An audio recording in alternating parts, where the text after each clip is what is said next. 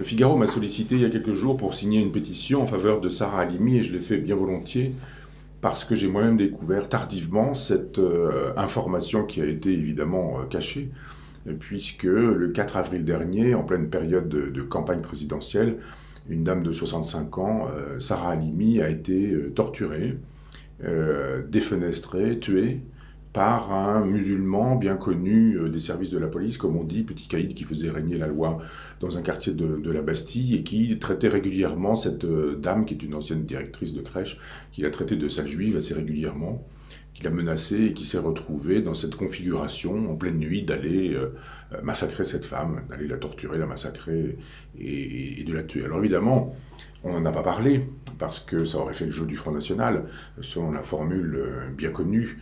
C'est-à-dire que tout réel est aujourd'hui évacué et balayé s'il est susceptible de faire le jeu du Front National, mais le réel se venge toujours un jour, hélas, et il se vengera forcément puissamment un jour quand les digues seront brisées. Et de fait, je n'ai pas vu cette information passer, j'ai pourtant été attentif à tout ce qui était d'information pour rédiger les chroniques que je rédigeais au moment de la campagne présidentielle pour ce livre qui s'appelle La Cour des Miracles.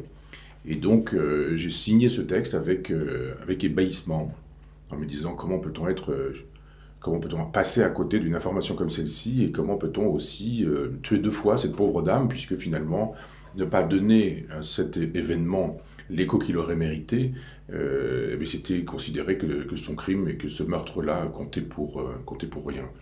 Il se fait qu'il y a une première chose qui est donc l'évacuation du réel. Le réel ne doit pas avoir lieu pour un certain nombre d'individus qui, de Libération au Monde, en passant par France Inter et quelques autres supports désormais bien connus, il faut évacuer tout le réel qui donne tort à leur idéologie. L'idéologie, c'est que l'islam est une religion de paix, de tolérance et d'amour, et que tout ce qui montrerait que l'islam n'est pas une religion de paix, de tolérance et d'amour, eh bien, doit être effacé, gommé, oublié, mis dans un coin, ou alors deuxième façon de procéder, triturer pour montrer qu'effectivement on se trompe, qu'il ne s'agit pas d'un crime antisémite, et il suffit de regarder un petit peu dans la presse, le crime de Madame Halimi était-il un crime antisémite?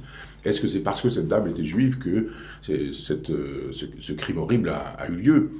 Réponse de tous ces gens-là, bien sûr que non, ce n'est pas un crime antisémite, ça n'a rien à voir, évidemment rien à voir, il crie Allah Akbar, il dit que c'est une sale juive assez régulièrement avant de faire passer par la fenêtre cette dame, mais ça n'a évidemment rien à voir avec l'islam, ça n'a évidemment rien à voir avec la lecture politique de l'islam, c'est juste un personnage qui est mentalement dérangé.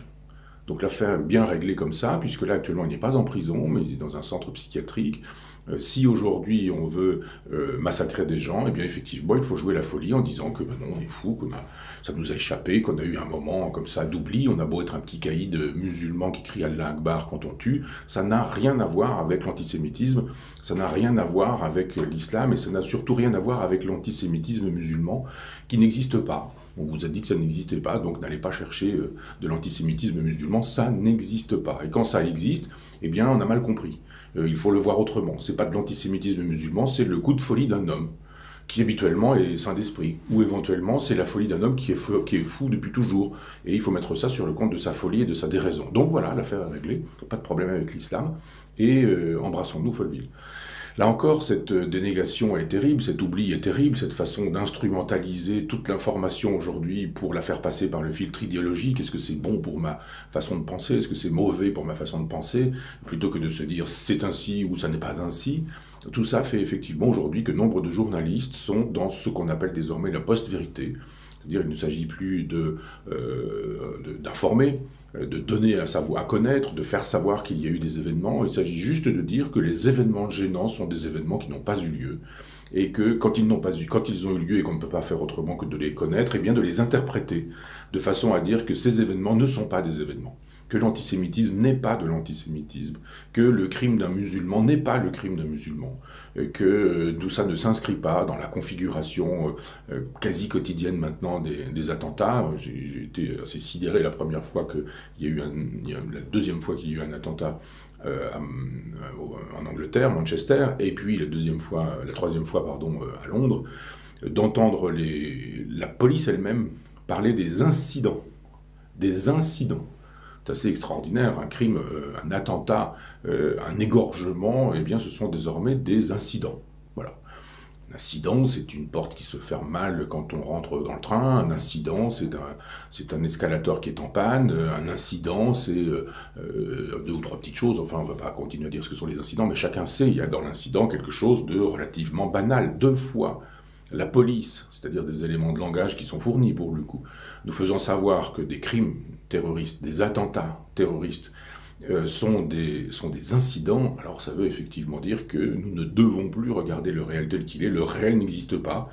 Les femmes juives qui ont été insultées à cause de leur judéité, qu'on défenestre après les avoir traitées de sales juives et après avoir dit Allah Akbar, eh bien, ça n'est pas un crime antisémite, ça n'est pas un crime commis par un musulman intégriste, c'est quelque chose qui a été fait par un fou qui a perdu la raison à ce moment-là. Et puis, les attentats en Angleterre, ce ne sont pas des attentats de l'islam politique, ce sont finalement des incidents.